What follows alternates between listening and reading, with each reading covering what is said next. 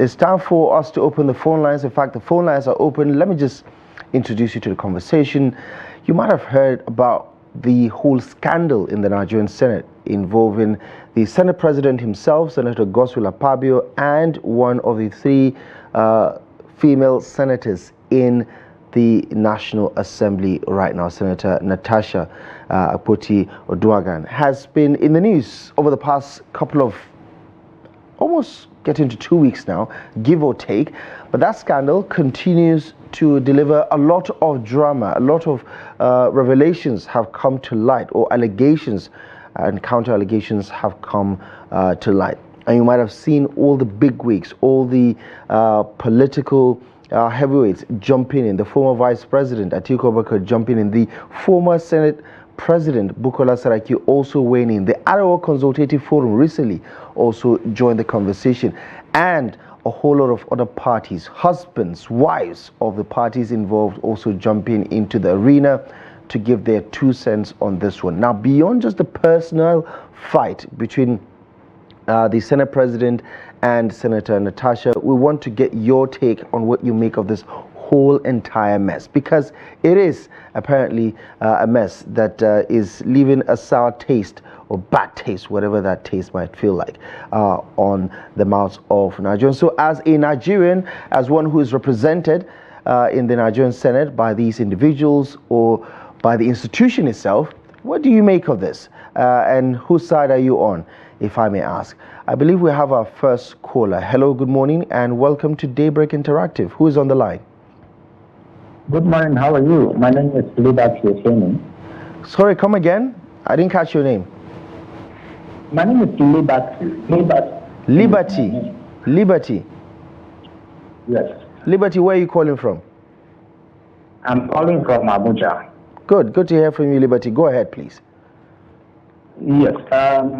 It's rather unfortunate that this kind of situation or conversation is coming out from the National Assembly. But however, I think that in a similar time, it's important that issue be investigated thoroughly. It's not about what you think. It's not about emotion and sentiment. It's about subjecting the issue to critical and unbiased investigation. If Akpabio is found wanted, if Natasha is found wanted to have framed Akpabio, let her be probably properly punished. But however, it is also important for us to understand that allegation of this sort, Akpabio himself ought to have stepped down, because you cannot be judged under your own case. Right. But one fundamental thing we should not forget is, I find it very uncomfortable that in as we move to do women empowerment and affirmative action, it does appear to me that even within the women vote, they do not even give themselves the adequate support they ought to give. I'm saying that I had listened to the senators in the National Assembly, had listened to their conversation. I come out to defend Akpabio and to condemn Natasha. I think that women should not be the one attacking each other or trying to kill each other for the sake of trying to defend the men. Let me conclude by saying, I will not mention names, but it is in open, is an open information that in Nigerian universities and Hello, Liberty. My goodness. no. Yeah. Hello, Liberty. Liberty, can you hear me? Can you hear me? Hello, Liberty. If you're still there, I'm going to need you to recap your last thought, because we lost the connection for just a moment there, and I think it might have distorted the flow of what you're trying to say. Oh my goodness, I think we've lost our connection to Liberty. But such a well-articulated thought anyway. If you feel the need to call back to further buttress your point or finalize on that thought of yours, please feel free to do so. I think he's right on the money there with regards to how, yes, I think it's quite saddening, the lack of solidarity from the other two senators in the National Assembly. I guess a former minority leader has also spoken about this one. And listen, guilty on innocent until proven guilty, that's a concept which we use when it comes to our justice administration. Nobody is saying the Senate President is guilty as charged. There are no charges yet. I mean, yes, they're in court for the defamation suit, but regards to the sexual harassment, but also we cannot dismiss such allegations with such levity, right? We've seen so many of these scandals in time past before, and the way they are handled leaves much to be desired, right? You know, when you talk about sexual harassment allegations, they are very serious and they're very severe. And you're talking about the office of the Senate President. That's the third highest ranking official in the land. He has to be above board. So there is a need to clear his name on this one before we make any sort of progress. Hello, good morning and welcome to the program. Who is on the line and where are you calling from? Good morning, how are you? Fine, thank you. Who is on the line? I am Abdullahi Ahmed, former Commissioner for Transport, Plateau State. Oh, Mr. Abubakar, thank you so much for calling. Please go ahead. Okay, good. What is happening between Natasha and the Senate President is quite unfortunate. But this woman, why has she not exposed Senate President? Ever before, it is only that she is being disciplined by the Senate or by a step taken by the Senate President that she is making such false allegation. I call it false allegation. As a woman of integrity, she should have exposed Senate President going after that earlier than this. But it is unfortunate that we in Nigeria, a little thing, you just taste to an issue that does not meaning. It doesn't make meaning. She should be disciplined. She should not be arrogant in the Senate.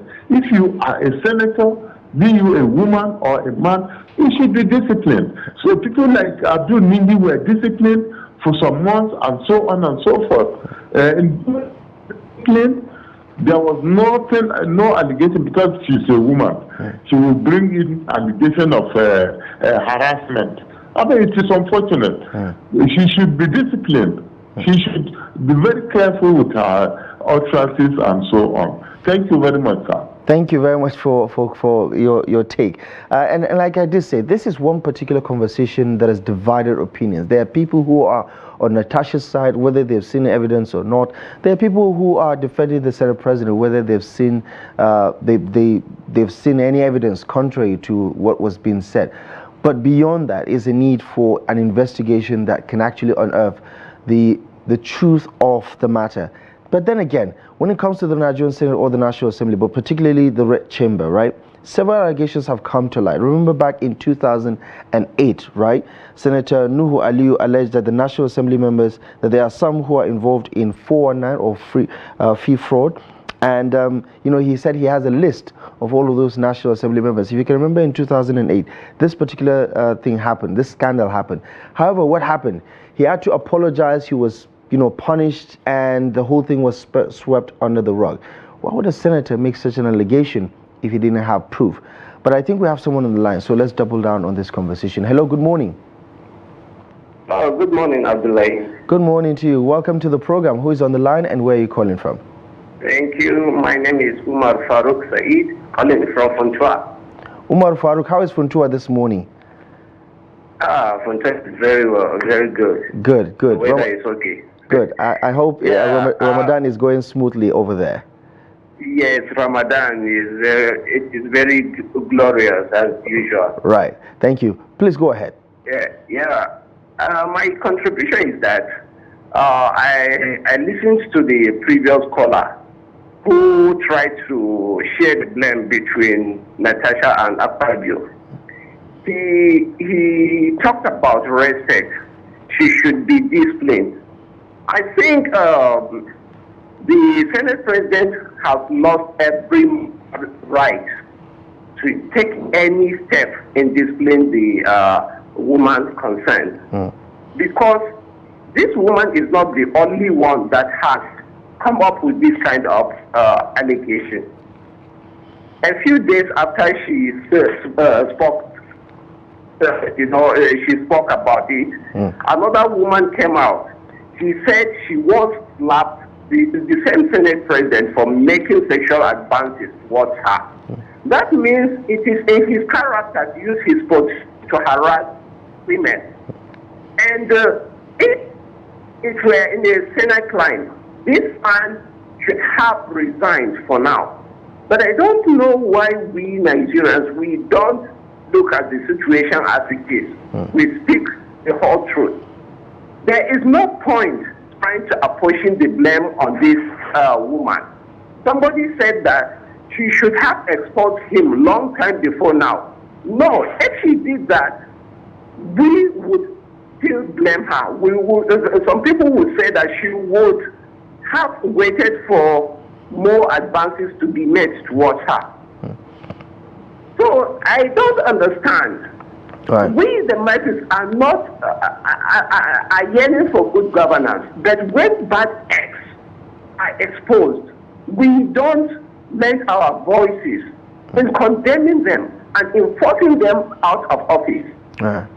It is quite unfortunate. Look at his wife, the wife of Abdullahi. She even has the guts to come out and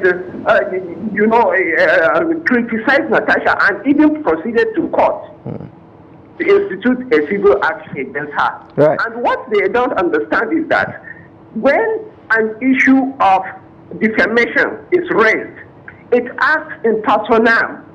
It is the Senate President himself that is now, that is accused of doing something. And the defamation goes to him. If it is really a defamation case, it is only him that can approach the court. I am speaking as a legal practitioner. This woman has no shame, no any sense of shame in her, this Abdullahi's wife. Right, Umar. I call on all well-meaning Nigerians to stand up against this man. All right. Okay. Thank you so much, Barrister Umar, for your take. I do appreciate you for calling. However, right, when a wife comes out to defend her husband in that fashion, I actually don't see anything wrong in that, because in life we're dealing with perspectives, right? This is something that she perhaps does not believe is actually true. And when they were getting married, it was for better, for worse. She cannot abandon her husband in his great time of need. But I also take your point that we've seen several examples, especially in the Western world, whose democracy we're trying to duplicate here back home. Whenever there is such a serious allegation against you, against the office, right? Or the person occupying the office, you really step aside and allow for an investigation to unearth the truth. The institution of the Nigerian Senate has been dragged to the mud, and that is something we cannot afford to have, to deal with. Let's speak to our next caller. Hello, good morning. Good morning, my friend. This is Abasekon calling from Gombe State. Please come again. I didn't catch your name. Abasekon from Gombe. Abasekon, God of War. Abasekon, calling from Gombe State. As always, a pleasure to have you join us on the program. Go ahead, please. Your take. Sincerely speaking, your television station is a wonderful station. Thank you for that. That has been unearthing a lot of things that are happening in this country. Yes, going straight to the point. That man that claimed to be a barrister and that just spoke last, I don't think he's a certified barrister. Why am I saying this? A wife has the legal standing, moral standing to defend her husband if she knows that the husband is clear of all allegations. Personally, myself, a woman came when I was working at Ikoyi. A woman came and alleged me that I've been making advances on her. All right. I am telling you the truth. And I was detained for an offense I never committed. I was detained. until eventually I prayed and God answered me, and the Oga was transferred before I was free. What is that man talking? Is it because he's a lawyer? Some of them are having forged certificates. I have seen a lot of lawyers that don't know anything. What is he talking? That the wife cannot come out and defend her husband if she knows that the husband is a right-standing husband? However, we should learn to be modest. And it says that until it is morally proven in court, has a party been taken to court, let it be taken to court. Let the case be investigated. I don't know why some people are so myopic in their sense of reasoning. I'm not happy. Right. At least I want to say this to the Muslims. I want to appreciate the Muslims. Please, as you are going into your fasting, embody the spirit of Ramadan and do the right thing. Shun acts of lawlessness. May God protect all of us in Jesus' name. Amen to that, Abasekon. As always, a pleasure to hear from you, leaning into his own past experience. But then again, right, I appreciate the passion with which our callers are giving their 2 cents on this one. But also, let's try as much as possible to refrain from attacking each other's position, right? We're here, there's this trend on social media: we listen, we don't judge. That's that person's opinion, and Abasekon, that's your own opinion too. Because guess what? Natasha's husband has also come out, right, to defend his wife, to say that, listen, he has this knowledge of some of these allegations in time past. But as far as the reality of the situation is, these are all allegations right now.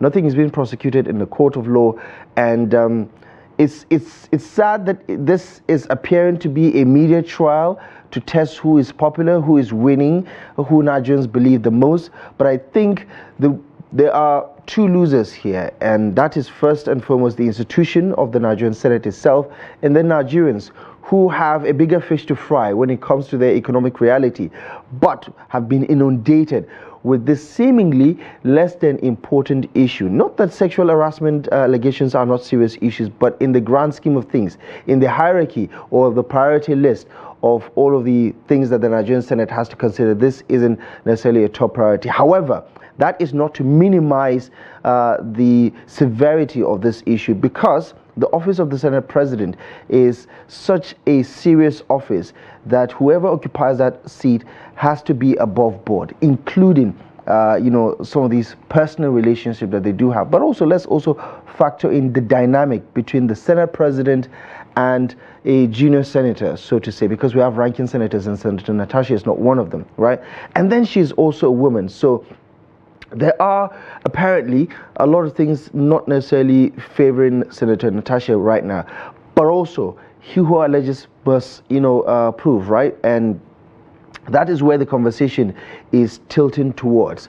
Is this something that's going to end up in the courts, or is this just going to end up in the streets where people just banter about what was said and, just have their say?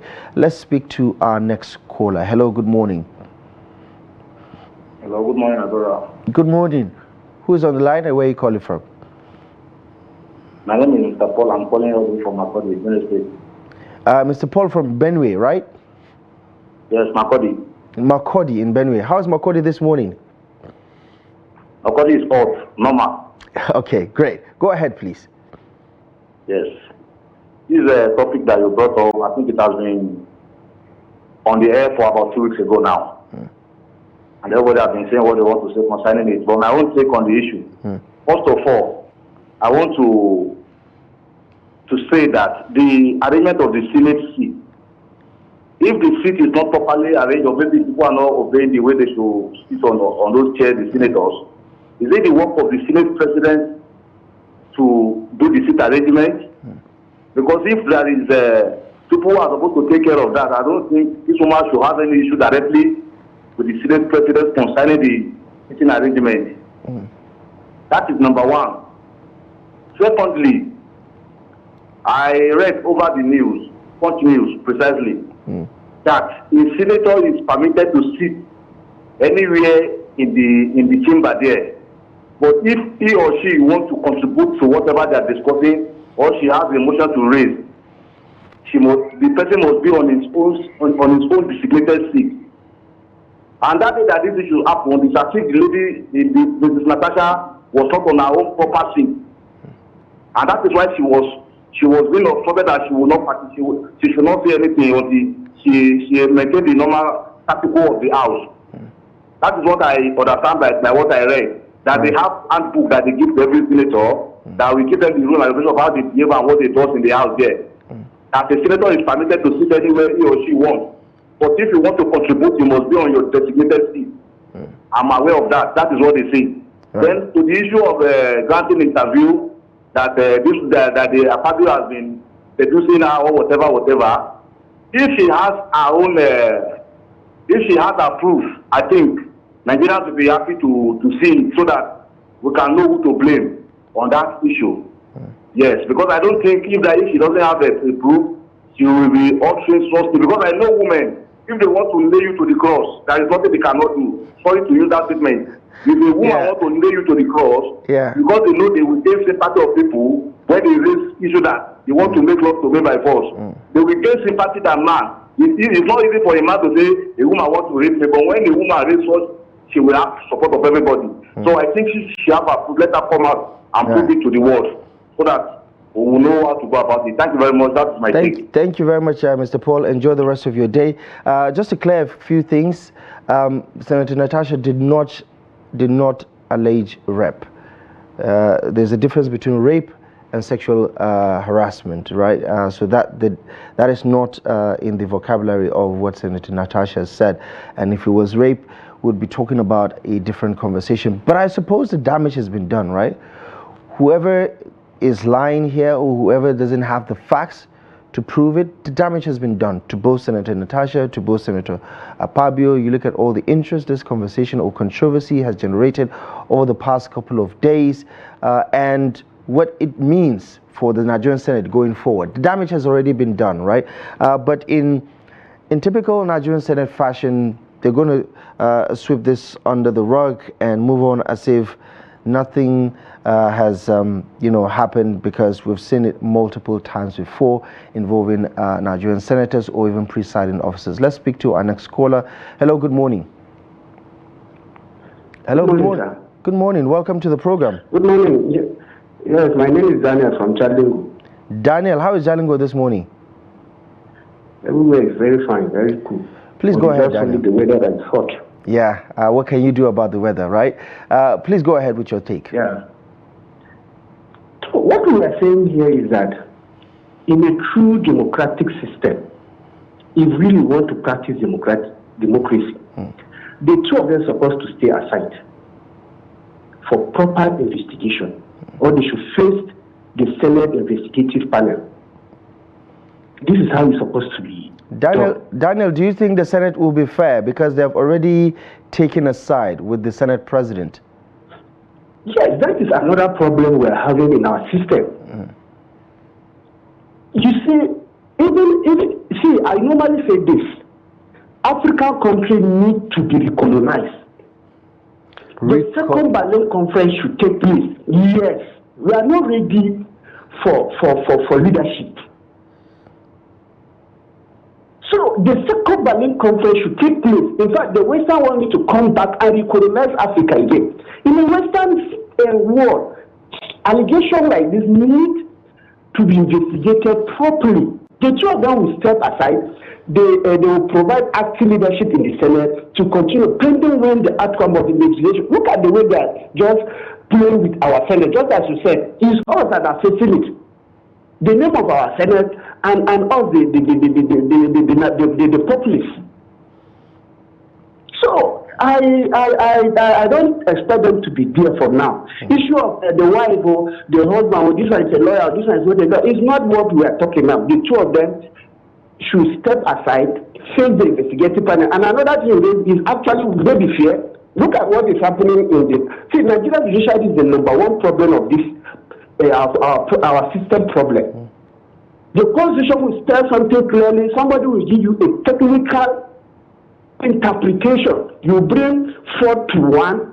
The Constitution is telling that once you cross carpet, you are gone. Somebody is telling that it's not evident enough. These are some of the problems. the Western world is supposed to come back to recolonize Africa again. Africa doesn't have, if they want to come, Africa doesn't have anything to be standard. The military or whatever, they don't even have it.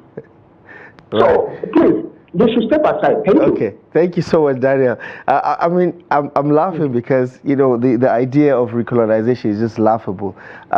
Yeah, but Daniel, I understand your frustration, but recolonization is a no-go area. But if that is your take, that is your take. But I do understand what you're saying, right? That this trust deficit that we have with the system is why things continue to get out of hand, because even the people that are running the system are not necessarily trustworthy to a certain extent, where Nigerians don't believe fairness is something that can be gotten by following the rules of the law, right? With regards to the Nigerian Senate, for instance, they've ruled out they're not going to impeach Akpabio, right? They've made it very clear, and they've resoundingly, over and over, as the allegations continue to emerge, as the conversation or controversy continue to generate interest from the Nigerian public, they have re-echoed their support and their solidarity with the Senate President. So there is no form of justice that can be served, and we've seen this before. As I was